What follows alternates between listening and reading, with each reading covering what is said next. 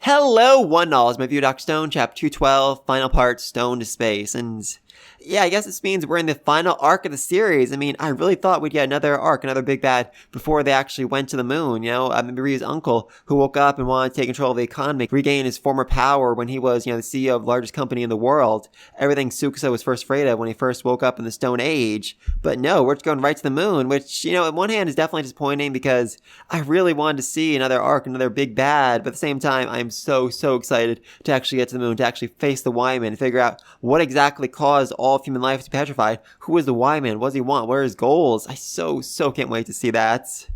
Anyway, though, speaking of disappointment, I also maybe read a little bit too much into last chapter when it ended with them saying in 2 days we'll reach Japan. I really thought, oh my god, those 2 days are going to be like 5-6 chapters. They're going to be action-packed. There's going to be so much going on. They're going to face new foes, new enemies, new problems again and again. No, they just showed up in Japan with absolutely no problem. Okay, that's on me. I definitely read a little bit too much into that, and I am sorry. Oh yeah, and also speaking of reading too much into things, I really thought they were going to reveal that Amaryllis was pregnant. When she was first petrified, she was covering her stomach, trying to protect it more than her head. And even now, her arms and Soyu's arms kind of covered her belly. I'm thinking, oh, this is it. They're going to reveal she's pregnant. But then we see her at the end of the chapter, and yeah, I'm not seeing any baby bulge. So again, I read too much into that, and I'm sorry. Also interesting they went to, Treasure Island first. I mean, it gets on the way, but I just was not expecting that. I really thought, Japan, their homeland, would be a larger priority for them. But yeah, like I said, it's on their way. So they went to Treasure Island first. And Soyuz, god dang, he is buff. He is Super Saiyan level buff. I mean, seriously. I know he was muscular before, but he has really just gone beyond plus ultra right here, putting on some serious muscle mass. I guess he has to, as the leader of the island, the true ruler, the god of the island, more or less. Oh, Soyuz, I love you. It seems like, he's doing a pretty good job as leader of this island. Even instructing his people to build a rocket launch site for Senku so we'd have some place to, launch the freaking rocket, which could not have been easy to make, but it looks like they're making some serious progress thanks to the parents of Tsukusa's army, which, yeah, that was interesting. That was a very interesting thing to include right here. Maybe just, Tsukusa's army, his old people, that would make sense, but their parents, that's weird. That's very weird. And then finally, they get back to Japan. They get back to the homeland and find everyone they love in the fetal position, hiding behind a rock wall, which now is a bit confusing, but all that really matters is they can wake up the ones they love. And, oh god, the reunion between Kohaku and her sister is just so adorable. The tears. Oh, I love it. I absolutely love it. Until Ruri, literally lifts up Kohaku like she's a baby without any issues at all. Seriously, this girl is a major powerhouse just like her sister. And, of course, when Chrome comments on this about how they're both superpowered gorillas, he obviously gets beaten with an inch of his life, which... Of course he does. Though, in a way, he kind of does deserve it because, we finally reunited with Ruri, the woman he loves. It's this big, heartfelt reunion. He's like, wow, we're the same age now. And then he just messes it up. He messes it up so badly. Saying, yeah, everyone in the village likes her. Bad Chrome. Bad Chrome. And, for once, Chelsea was actually going to be fairly useful here. Commenting like, oh, they really do like each other. And they all have to try and shut her up. But then, Chrome just really ruins the moment. And they're like, yeah, you know what? We probably should have just let Chelsea talk. Let her just say everything out front. That way, even Chrome would have figured out his feelings for her. And then we could finally stop dealing with this whole will there, won't they thing, which is getting so very annoying. Oh, I love you, Chelsea. I freaking love you. As for you, Chrome, oh god. Once you're less focused on building a return rocket to save Senku's life, then let's really have a nice long discussion about you and girls. Oh, Chrome, you exhaust me. But anyway, then they start talking about the wall, which saved them from falling debris and whatnot, and they're all rather confused about it because no one in the village actually built the wall. They've never seen the wall before in their lives, and they assume Senku built it, but obviously Senku did not build it. He'd have no reason to build it before waking them up, so where exactly did the wall come from?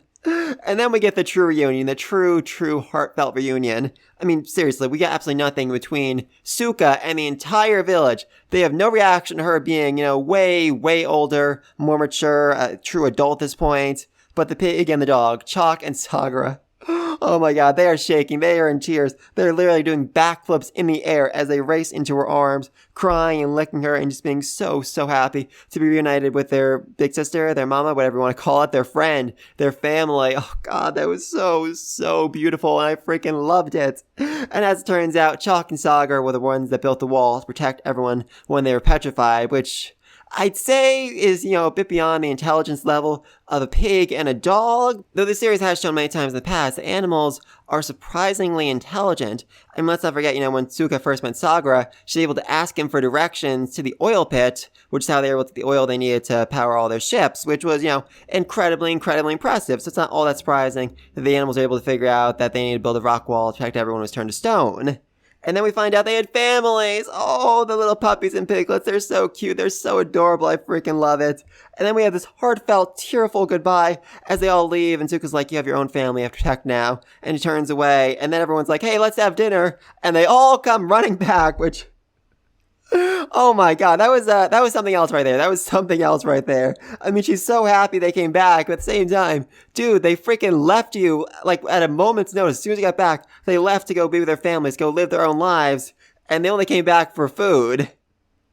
Talk about selfish. Talk about freaking selfish. Though now they let's work with the pigs and the dogs. They can help us with hunting and gathering resources. We can all be one big happy family together. Huzzah! And speaking of food, we then see Francois making them sushi, and, she got serious. She got seriously, seriously serious as she just gets this look of utter determination on her face to make sure the sushi is absolutely freaking perfect. So, interesting. I mean, the results certainly paid off as we see everyone having a very, very strong reaction to eating it. Honestly, I was kind of hoping, at this point right here we get, Food Wars moment with Senku and Chrome and the rest of them. Oh, that would be funny. That would be very funny. Have we ever actually gotten a Food Wars moment in the series before? I think we have at one point. I can't really remember. Let me know down below. But anyway, they start talking about the secret project that Senku ordered them to do before they left to go to Japan. And I'm seeing a lot of people online thinking, oh, this came out of nowhere. This is just the author trying to retcon things to move things along faster because he wants to get to the end of the series as quickly as possible. But that's not actually the case because the Dr. Stone Trivia Twitter page pointed out that back in 18 in the manga, there was an extra page where Mecha Senku said that everyone back in Ishigami Village was working on a secret project, and apparently it was a dam. A very, very impressive looking dam. I mean, Senku said it's such a simple concept anyone can do it, but it still would have taken so very, very much work.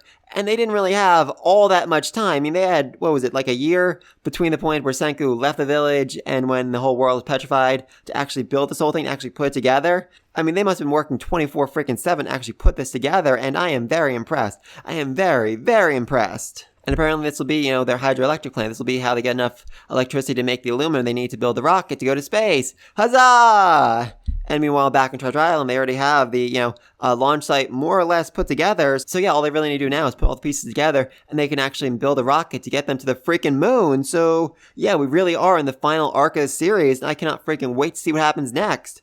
So we'll have to wait a bit longer, as apparently the series is off next week. I mean, that does make a lot of sense. They're going into the final arc of the series. Obviously, the author needs time to outline the storyline to figure out exactly what he needs to know. Apparently, the Shonen Jump comment for the week was him saying that he was speaking to so many science consultants that he got very, very confused, which, makes a lot of sense. Makes a lot of sense. I mean, first off, they need to build, an actual rocket to get them to the moon, which, is quite literally rocket science. Secondly, they need to actually do the calculations to get the moon. They need to understand the math behind how to actually, power a rocket to get them up in space and land perfectly on the moon. Thirdly, they actually need to build a computer that can do those calculations. I mean, they've already built a computer so far, but it is nowhere near enough to actually, do the calculations for rocket science. So, yeah, there is a whole lot of work that actually needs to get done in finishing this, and I'm really, really hoping we don't skip over too much of it. I mean, this feels like, the pinnacle of the series. This feels like what everything was building towards, and I just really want to, savor this, enjoy every last moment of what is actually the final arc of the series. Oh, that's heartbreaking. That is so utterly, utterly heartbreaking. Seriously, Dr. Stone and My Hero Academia have both just entered their final arcs. Those are the only two chapters I cover on a weekly basis. If they end, that's basically it for my channel. I don't really know what else I'm gonna do. I need to start covering, Mission Yuzakara Family or One Piece. Oh, God above. Please don't let this series end. I cannot cover One Piece. There are too many characters. There are too many freaking characters. I can't keep track of all of them. Oh, God. So let's hoping... So yeah, let's hope that there's a whole lot more chapters before the series actually comes to an end. And let's not forget, we still have, the whole Chrome thing. We have to deal with Chrome, basically learning rocket science to figure out a way to build a return rocket to get them back from the moon, which, yeah, it's going to be hard. It's going to be very, very hard. I mean, he and Suka have only had, a couple months to learn all of this, and there's a lot to learn. There is a lot to learn. And when exactly is he planning on, reeling to Senku that he's learned all this, that he actually has, the knowledge needed to help build a return rocket? Because that's the kind of thing, you can spring on Senku the day before, they depart. Because, that's going to require them to build, them to change their plans, them to figure things out, them to work together. It's going to require a lot of cooperation among everybody. So Chrome needs to reveal his plans sooner rather than later. I'm very, very curious about that. Please leave all this down below. What's going to come next? Where are they going to build next? How many more chapters left of the series? How much of the rocket building we're actually going to see? And what the freak is waiting on the moon? Who is the Y-Man? What is the Y-Man? I mean, Ryu says the Y-Man is all by his lonesome, and definitely seems to be what Senku has believed up to this point, He seems to think the Y-Man is one individual, but we've never actually gotten any evidence of that. No real proof that's actually the case. I mean, it seems almost impossible that one person, regardless of how much power or influence they had, could have done all of this by themselves. Seems way more likely the Y-Man is a group of people. I mean, I said before that Ryu's uncle would end up being a villain for the series, and I still think it might end up being the case. Ryu's uncle, Luna's father, they were part of the Y-Man cult who, for some reason or another, wanted to petrify all of humanity to allow the Earth to regrow, to replenish, to fight global warming, to stop an alien invasion, something, somehow. No idea, but I just definitely think there's more of the Y-Man than just one man hiding behind the curtain, one man staying on the moon waiting for Senku to show up. But please leave the comments down below. Be sure to like, subscribe to the next video, and until then, peace!